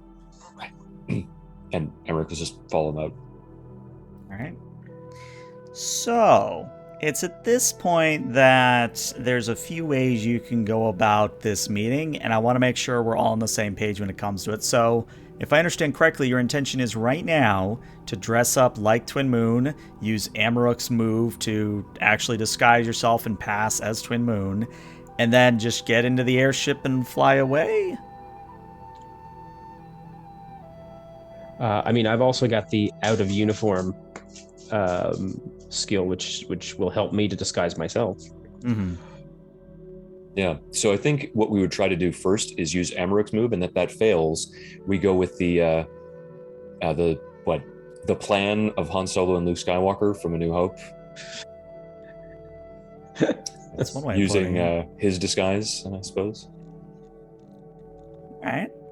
Now, not to tell you that's not a good idea, because it's a brilliant idea, but what I'm going to also point out is that I did drop some very important names, which you have already mentioned yourselves, that might provide a different way in. You mean Varric? Mm-hmm. I just automatically assumed that we'd never be able to get near enough to speak to him. I literally dropped them on the other avatar group, so yeah, I can do Varric. Would we have any idea as to his current location? Oh, would you look at that? There's a newspaper floating by that says Varric to give speech at so-and-so location. Have you ever thought for a minute, Amaruk says as she sort of reads through the paper, shaking her head, man, this prose style is just atrocious. God, they have no vocabulary. This is awful. No, sorry. Right. Have you ever noticed how things just sort of seem to work out? Like there's a divine plan to everything? I've long secretly harbored the belief that none of us have any actual agency. We're all just puppets in some cosmic play. So we're not the authors of our own stories, in other words. I fear we may be simple tools of forces we can't possibly understand. Team Dark Avatar! But he's getting away. You know what?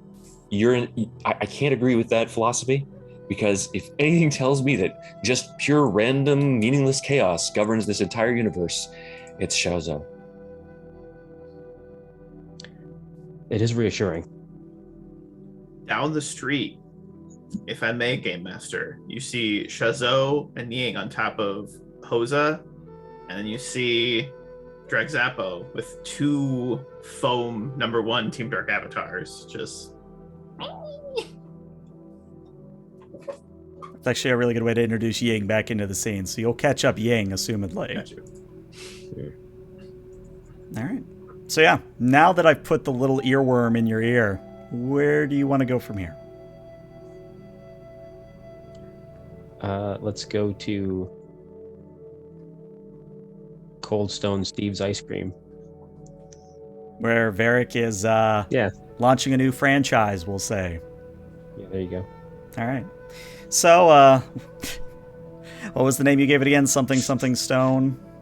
Cold Stone Steve's Ice Cream. Cold Stone Steve. All right. So, you arrive outside Thank you. Great wrestling reference. Love it.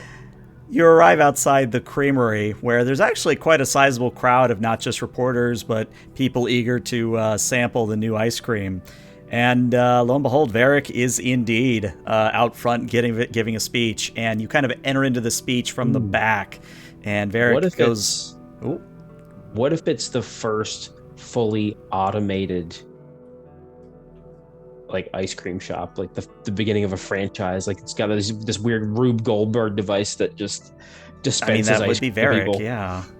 I like it. Yeah, that's the first. I love it. That's exactly what it's going to be. So Varric, in his speech, is like, and I thought really, really hard, and I thought to myself, Zuli, we need to do the thing.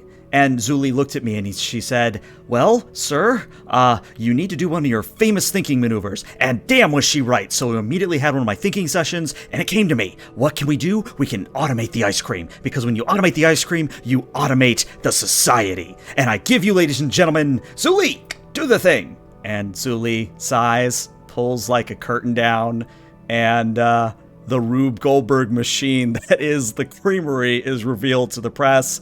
There's like oohs and ahs and people snap pictures. And Varric says, "All right, you kids, get in here and get your ice cream." And people like start rushing past him, and some stop to like shake his hand or get a quick quote for a newspaper. But Strawberry. you have a chance to talk to Varric if you so wish. What do we say to a magnate of industry, a pillar of the community, by all accounts, a genius? How do we start the conversation? Well, here's the thing. From what I hear of genius, it's just a skew from madness. Shazo, go talk to him. Zo's already in line. He's getting his first soft serve. Where did he? And Ying Has kind he- of speaks up. I mean, I am kind of the Dark Avatar. He would have a business sense to talk to me, but I feel like that's no fun if I do it. Well, if it's one thing I'm all about, it's no fun. I mean, this is true. I thought you were trying to change that. You rebelled against her when she said that you were the solid rock that our lives were built upon. Right, I was trying a joke, but apparently it didn't land. Landed kind of like a boulder into a swimming pool that was so heavy it cracked the bottom, and then you had to spend thousands and thousands of Republic City dollars getting it fixed. That may be the nicest thing you've ever said to me. It was also sort of an illustration of our relationship as a symbol, because of course it's water and rock meeting, and right. Yeah. And at this point, Shazo, Varric has actually wandered inside, and as you're topping your ice cream, he says, "Now there is someone I want to know, because I only know two people that put chestnuts on your ice cream, and that's you and me. What's your name, kid?" And he thinks for a second. I'm Shazo. It's nice to meet you. Takes your hand, shakes it emphatically, and goes, "Well, it is very nice to meet you, Shazo. You're a stand-up gentleman. You know what? I want to get to know you better. So what are you doing here? Hold on, wait a second. You're part of Team Dark Avatar, aren't you, buddy?" And you see him slowly turn around his cup of ice cream, and there's a little Go Team Dark Avatar candy piece with a picture of Ying on it. That is excellent, because I want to talk about franchising your operation. Shazo will take a bite of ice cream. It's delicious. Put it in. You see him go, oh.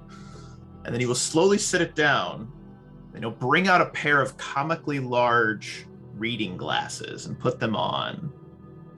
Well, let's talk business. I want to hear a little bit about your thoughts and ideas. Obviously get my thoughts and ideas in there, but at the end of the day, this has to be a partnership for both of us. You know what? I like your moxie, kid. Zuli, give me the standard contract. And Zuli walks over and hands a contract. Varric looks at it and goes, "No, not that one, the red one." The red one, I think it's sir. a 70-30 split, obviously being the true purpose for the franchise. I know you can do a lot of the marketing, etc., but I'm thinking 70-30. We'll take Zuli, the blue 30%, form. You take 70. Okay. Now that's because you're going to be doing a lot of the marketing, right? Well, of course. Now, We're going to make with that t-shirts being and said- signs and books. With that being said, on top of the 30%, we're going to get 50% royalties on all products sold. So for every dollar sold, we get 50 cents. All right. Now that's on top of. Kid, I'll the give you standard 15 sales. cents, not a cent more. Okay, I hear what you're saying, and I like your moxie as well. All right, I totally like your moxie. But with that being said, we've got knocking at our door 15 other organizations stating that they can undercut your offer. All right, and double production and income. But I like you. I like your ice cream. Takes another bite. Ooh, I like your ice cream, and I want to give you the business, but you got to work with me. All right, you got to work with me. Okay. Right now you're at the bottom of a long list. In what might be the most important role of your life as a character, Shazo, I need you to roll a plead here. So this is going to be with harmony. And don't roll it right away, because I want to stare at chat and say, "Chat, it's my worst stat, by the way. I'm gonna I fuck know, this up chat, so bad. if you want to throw +1s, now is the time to throw +1s before he rolls. Merchandising. We got Spaceball. Spaceball's the lunchbox. The lunchbox. Oh, Lord. All right. Oh, Well, yeah. it looks like Fine. Akura, your usual source of +1s, is spent for the night. So Well, I think you're just gonna have to roll it and see what happens. YOLO. All right, you get a hit. So I think Varric is going to be like, all right. This is getting a little too in the weeds, but I tell you what, kid, is there something I can do for you immediately to show you that I'm willing to work with you? Shoutout slowly pivots towards the ice cream. It's like And in the looks window at is like Lou like trying to mime the airships. Slowly looks back towards Lou, then slowly looks back towards the ice cream. You see him reach, just longingly, and then grab his small cup, look at it sadly, and then look back towards Lou with a little bit of like disdain and anger. Goes, "We need an airship." Well, yeah, I get you any kind of airship you want, kid. What kind of airship you want? You want like a big one like I got back at home, or you want like a travel size one? What kind of airship you want? It's the biggest airship you can get me. Biggest one you want? All right, Zuli, yellow form and, what is it, a W4? W3, sir. I don't care what number it is. Just get him the form. And Zuli, his secretary, comes over to you, Shazo, hands you a clipboard, and out of character, it's worse than the worst mortgage you've ever had to write in your life, but it's still a sizable sort of, how do I say this right? Shazo is already signing it before it's even. There in his you go. hand. That's all that matters. He's already signing it. He's not a businessman. He has no idea what he's doing. He just got a free airship. This is great. All Here, right. So Mr. you may or may not have just Sucker. signed off exclusive merchandising rights, but we'll deal with that at another time. And Varric says, "All right, kid. We'll get you your airship set up, and just remember, you gotta plug Future Industries every time you go somewhere new." Go Team Dark Avatar, TM, Future Dark Industries. There you go. I like it, kid. And he you. kind of slaps you a little bit too hard on the back and says, "All right, Zuli, we got to go do the thing with the elephant koi, right?" No, sir. The elephant koi were last week. Well, then we need to find new elephant koi for my new project. Your new project, sir? Yeah, I'll tell you about it on the way. Excelsior! And Varric and Zuli run away, as they kind of do.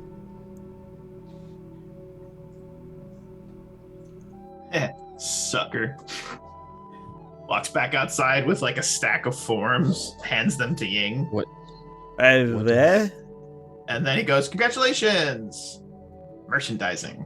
And then he looks over at everyone. "I got us an airship." Okay, merchandise is good. I mean, that's income coming. Did you get the airships Yeah. that we were interested in? We were supposed to Yeah. get Maybe, I don't know. I got a big one. What And is- Ying's like going through the pages slowly. No, he kind of just prorated us one of the. I didn't even know they made Iroh class airships anymore. Oh boy, that's what are we gonna do That's with an a better Iroh airship. class? that sounds big. And Ying like goes wide-eyed and looks at Amarok. You remember how big an Iroh class is, right? I mean, that thing has multiple floor. Like this is like one of the blimps that they were going to There are- burn the Earth Kingdom the with. Earth Kingdom. There are 3 of us. 4 of us. 5 if you count Hosa. Hosa. Yeah. Hosa at this point is starting to like lick at the ice cream out of Shazo's little bowl. Good, right? I mean, What we is- need some sort of like what Black Lotus or something like that of our own to man an airship. Is that what we have to now start establishing?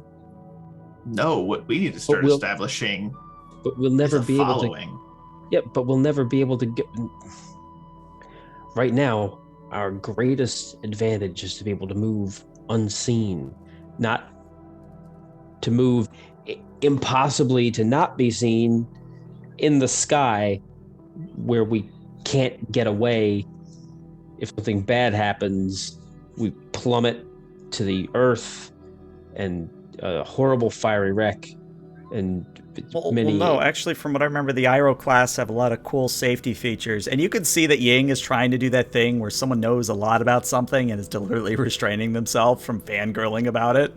She's like, yeah, it Right actually up. kind of has redundant hulls and nice safety features that we would make a very safe landing in the event of What emergency. better base of operations than one that is mobile and built like a brick shithouse.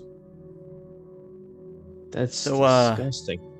Yeah, colorful metaphors aside, okay, it's great we have an airship now, but what do we do about the whole Black Blossom thing? Do we just go tell Rin at this point, or Oh do we no, still we're gonna go try steal and... those two as well. We're gonna get a Okay. flotilla. Well, here's the thing. Can any of us, other than you, Xiaozo, actually pilot an airship? Right. And what's the maintenance? And how do we keep it? Semantics. We'll figure that out along the road. Well, I'm just Or saying. in the air. I'm just saying. You want those two airships, right? So we need flotilla, another yeah. pilot. Yeah. So let's go to Rin and let her figure all this out as we dump this on her lap and she starts to hate me again. I mean, that's probably how this is going to work out. But maybe she can give us another pilot at least to sneak in. If we're going to steal the airships. Flotilla. Well, it will be Three, once we have the two We need others. 3. That's why we need another pilot to steal the second. Yeah. I'd be willing to bet that Rin could make a better use of that Iroh class as a mobile headquarters than we could. In exchange for another pilot, so that we at least have a fleet. And Emmerich just steps forward. This is a marvelous idea. I needed a dowry, so I love it. Please, let's go with this plan. We do a smash cut to about 10 minutes later when you're talking to Rin and you've explained the situation to her and she now hears all of this and goes, okay, let me make sure I understand this correctly. The Twin Moon are going to attack us tonight, but you know where their airships are going to be. You apparently have signed an exclusive merchandising deal with Varric, who is giving you an Iroh-class battleship, or airship, whatever the heck it's called. Air battleship. Right, Dark Avatar, whatever. Fangirl. And you are just going to... I guess I'm not clear. Are you going to take the Iroh and go, or are you going to take the two police blimps and go? Or... No. We're gonna lease the Iroh to you for a small contract fee. No. In exchange, Nope. No, we're not. No, What? nope, I thought nope, merchandising. Nope. Merchandising? Not Amruk, merchandising. this one's all you. Yeah. So we're going to steal the other two airships. Hopefully you have some pilots on hand that we could borrow. I mean, Xiaozo's good with one of them, but the other one, not so much. She can't be at two places at once.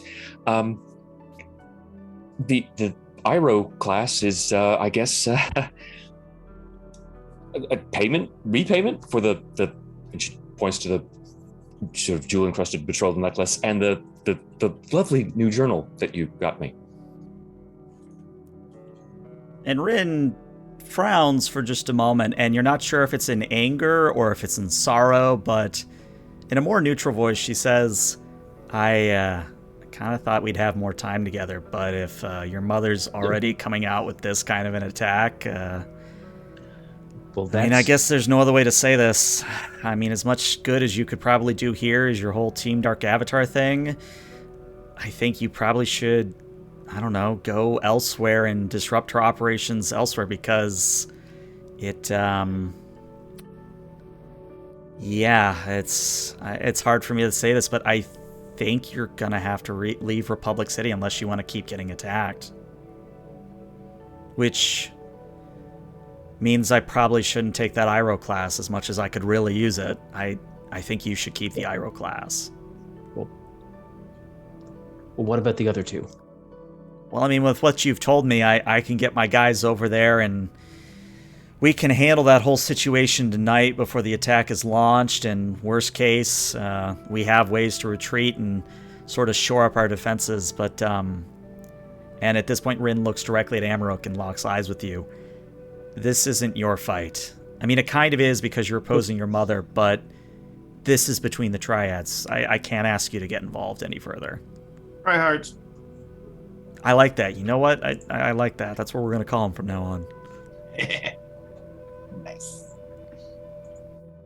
and she points to the new betrothal necklace, when you gave me this, it became my fight more than ever, because it's yours.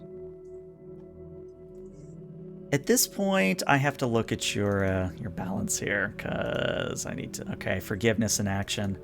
I think she is going to basically tell you to go towards forgiveness here and let go a little bit, if you will. So you're going to roll with forgiveness, so it's going to be just flat 2d6, and we'll see what happens. That So I think the dice icon also should work if you all right, with a 7, you either are going to act as they say, or you have to mark 1 fatigue. So kind of a choice here between whether you want to accept what she's telling you to do, or if you tell her no.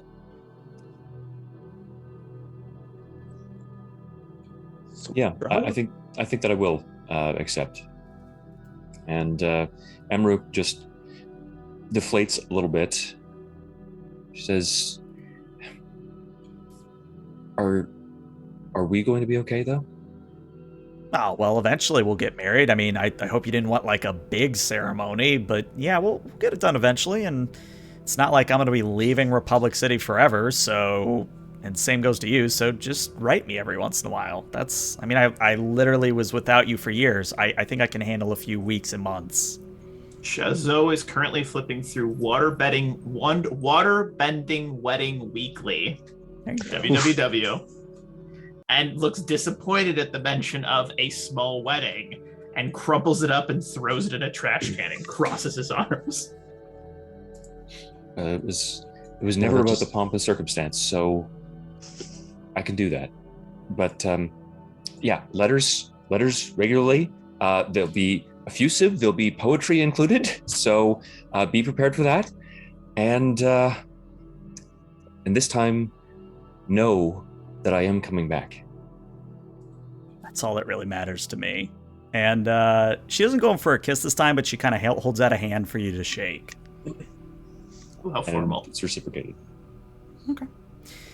And with the handshake firmly returned, she smiles, straightens up a little bit, and acts more like the leader of the triad that she is, and says, "All right, well, you four need to get on an airship and out of the city. Meanwhile, the Black Blossoms have a word to deal with the Twin Moon."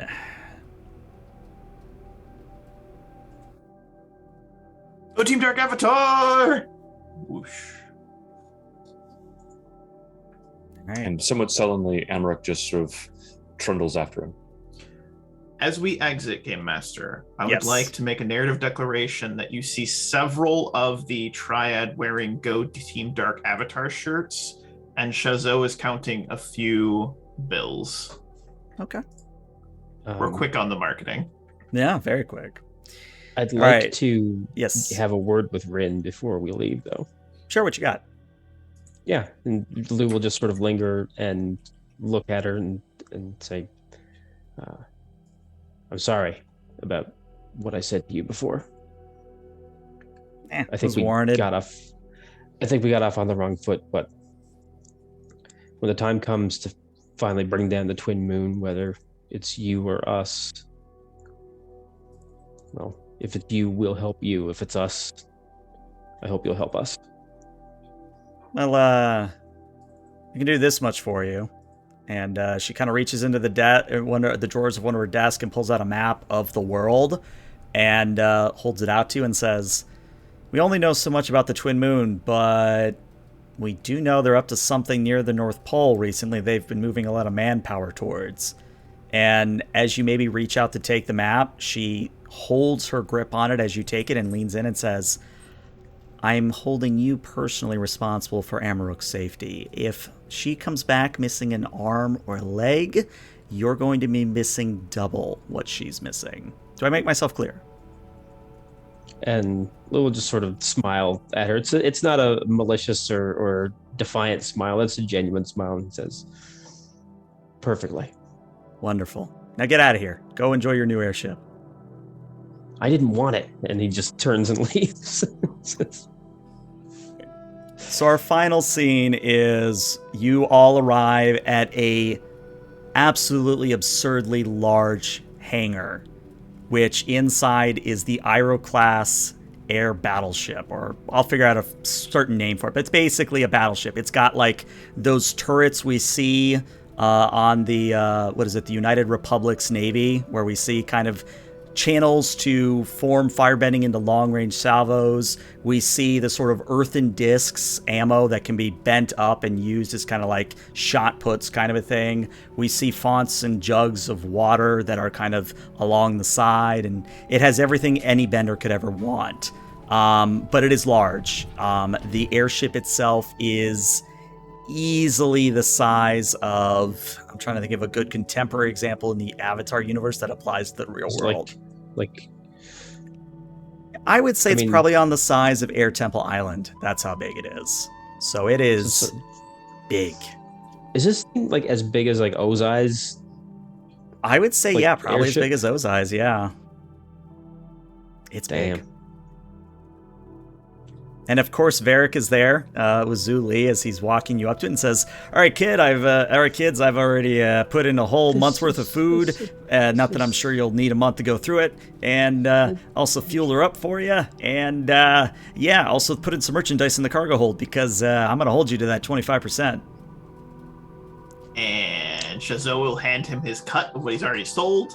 That's what the good business people do. I know it. I knew I liked you, kid. I knew I liked you. And then he will, in a flash, spin around, and now he's wearing a captain's outfit. And then he will salute everyone, and he goes, "All aboard!" And he blows the little whistle, woo, and then walks up the gangplank. And I think Lou will take this opportunity to reach into his robes, remove the map scroll, and hand it to Amarok and say, "A last gift from Rin. She's got a lead on twin moon activity at the North Pole." And Emmerich will just half unfurl the map. It's going to take us a while to get there. It's a little more convenient just moving by spirit portal, but yeah. We can do this. Although not without a crew, right? And is Varric still there? Varric is still there. He's kind of talking to Zhu Li at the moment. And pardon me, Mr. Varric. Yeah, what can I do for you? How many people does it take to fly this thing? Well, you see, it's the most modern airship you'll ever find in my fleet. It can be piloted by one man. Now, the maintenance is probably going to take that one man an entire week to do, but you can man it pretty much by yourself. And then Emmerich is just going to step forward. Is this why you practice the development of that automation technology inside your ice cream shop, or is that the reverse, that you automated the ship and then you found a civilian application? I tell you, kid, but that would be giving away trade secrets. And he winks. Is there a owner's manual? Zhu Li, give him the manual. And You Zhu hear Li the pulls engines start to hum. Zhu Li pulls out literally like War and Peace thickness of a manual. I will take I that. think, Thank you. Yes. Okay. Yes, yeah. absolutely. Please, by all means. Huh. You have homework. This is going to be the most boring book I've ever read, but I still will enjoy it. Well, it looks like your High pilot's up. already ready to go. You kids should get going. Right. From high up on the bridge, like literally like an ant, you hear Shoutout, "Guys, you gotta see this! There's an ice cream maker in here!" After you.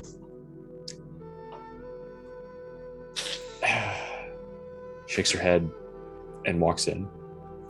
And yeah, I think our final scene then is as right behind Amarok, we see Hoza and Ying step aboard as well. And Ying kind of does that thing that as the ramp is retracting and folding back up, she kind of looks back as the blimp is rising up out of the hangar and begins angling towards the northeast.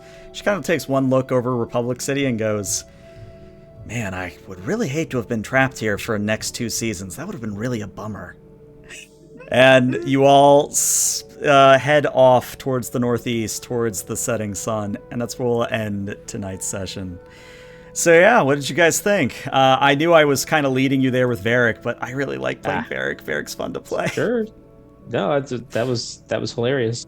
I really enjoyed it. So Well now performed.